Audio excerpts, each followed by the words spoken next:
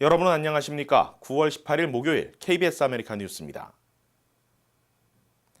한인타운 버스 정류장에서 발생한 뺑소니 교통사고 사망 사건과 관련해 LA시가 용의자 체포해 이례적으로 거액의 현상금을 내걸었습니다.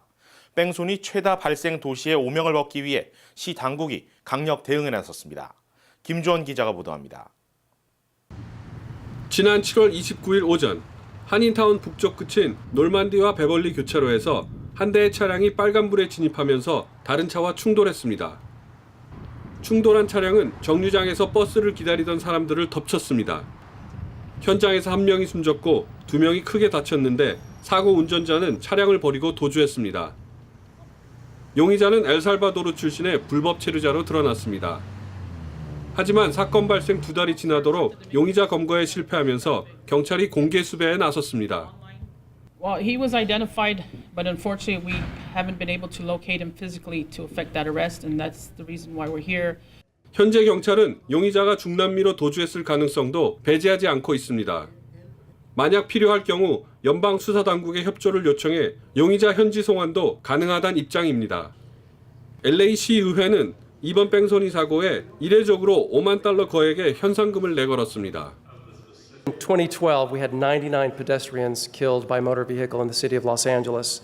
48% of collisions, traffic collisions, 48%, almost half, at that time were hit and run, with a high percentage of those being victims struck by a car. LA시와 경찰 당국은 뺑소니 사건과 관련해선 앞으로 관영 없이 엄격하게 처벌한다는 방침입니다.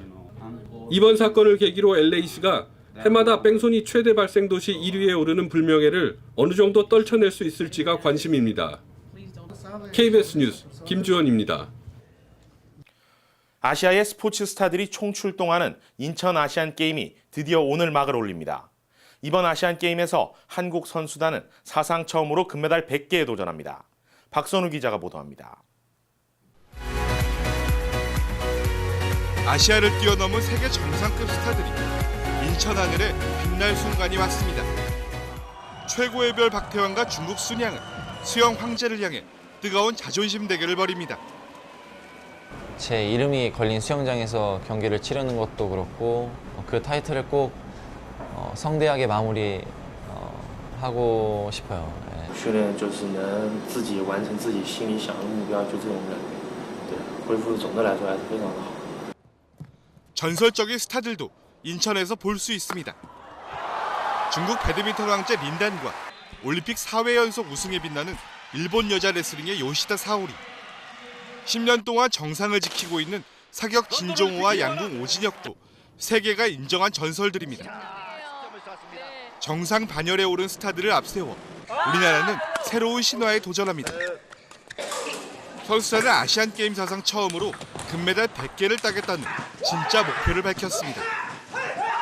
인터뷰는 90개를 했지만 100개는 저는 목표를 잡고 90개는 훨씬 넘길 거로 생각이 듭니다.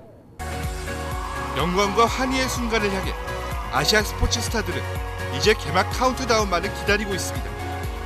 KBS 뉴스 박선우. KBS 아메리카는 이번 아시안게임을 미주 지역에 중계방송합니다. KBS 아메리카는 아시안게임 기간 개회식을 필두로 축구와 야구, 수영과 양궁, 펜싱 등 인기 종목과 주요 메달 종목들을 생생한 화면과 함께 중계방송할 예정입니다.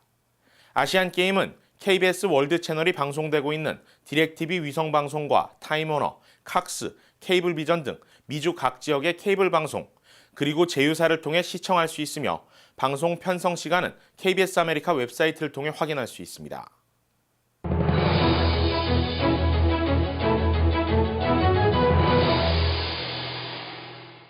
전 세계에서 가장 교통이 혼잡한 도시 중 하나로 빠지지 않는 곳이 바로 뉴욕입니다. 이런 뉴욕의 출퇴근 전쟁을 해소하기 위해 하늘을 잇는 새로운 교통 대안이 제시되고 있습니다. 뉴욕에서 김일강 통신원입니다.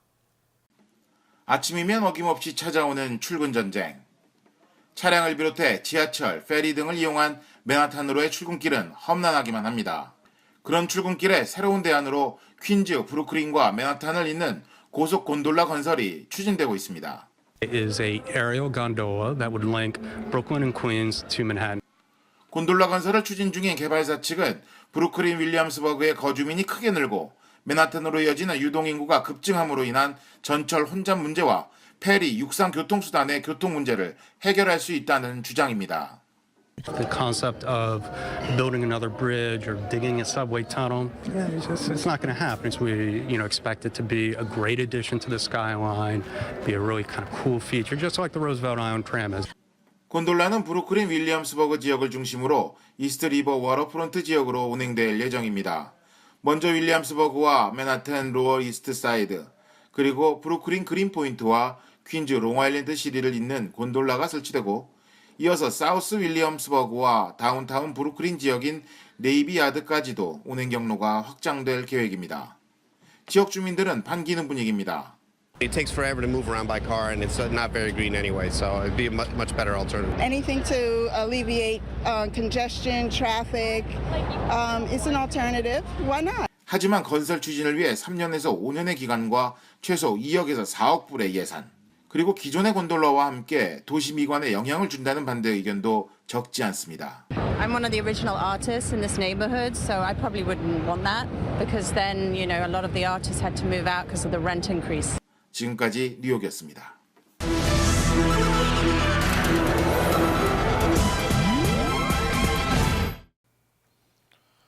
이슬람 극단주의 무장 세력인 이슬람 국가 IS가 영국인 인질을 내세워 서방 언론이 진실을 왜곡하고 있다고 주장했습니다.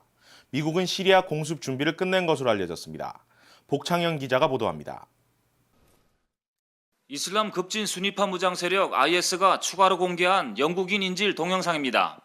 존 켄틀리 기자는 자신이 영국 정부로부터 버림받았고 서방 언론이 조작한 IS의 진실을 담은 프로그램을 공개하겠다고 예고했습니다. 인질 참수 동영상을 잇따라 공개한 IS가 자신들의 정당성을 주장하며 미디어전을 본격화한 것으로 풀이됩니다. IS가 서방 국가와 기업을 상대로 사이버 공격을 준비하고 있다는 분석도 나옵니다. 터키와 국경을 맞댄 시리아 북부 쿠르드족 코바니 지역에선 IS가 탱크 등을 동원해 공세를 강화하고 있습니다. IS는 쿠르드족 마을 20여 곳을 장악했고 난민 3천여 명이 터키 국경 쪽으로 피신했다고 시리아 인권 관촉소는 전했습니다. IS는 미국의 공습에 대비해 시리아 라카 등 본거지에서 중화기를 숨기면서 민간인 거주 지역으로 숨어들고 있는 것으로 알려졌습니다. 미국은 IS 공습 목표물 목록을 작성하는 등 시리아 공습 준비를 끝낸 것으로 알려졌습니다. The issue that confronts us today is one on which we all ought to be able to agree. ISIL must be defeated. Period. 미국은 이라크 내 IS의 훈련 캠프를 공습했고 프랑스도 이라크 공습에 동참할 준비가 돼 있다고 선언했습니다. KBS 뉴스 복창입니다. 전 세계의 관심 속에 영국 연방의 운명을 결정할 스코틀랜드 분리 독립 주민 투표가 마무리됐습니다. 초박빙 관측 속에 최종 결과 발표에 관심이 모아지고 있습니다. 박상용 기자가 전합니다. 오전 7시 투표소 문이 열리자마자 유권자들의 발길이 이어집니다. 투표는 현지 시각 밤 10시까지 15시간 동안 이어졌습니다. 투표소 입구마다 찬성과 반대 운동원들이 몰려 마지막까지 지지를 호소했습니다. I voted yes because we are a country. We are a country. We don't need to be part of anything else now. I'm British. I feel British, and I hope that we'll stay together as a united kingdom tomorrow. 글래스고 지역에서 일부 유권자들이 소란을 피우기도 했지만 투표는 큰 사고 없이 마무리됐습니다. 승부가 5%포인트 안에서 갈릴 것으로 예상되면서 관심이 집중돼 투표율도 사상 최고치를 기록할 것으로 관측됐습니다. 공식적인 출구조사는 하지 않기로 했습니다.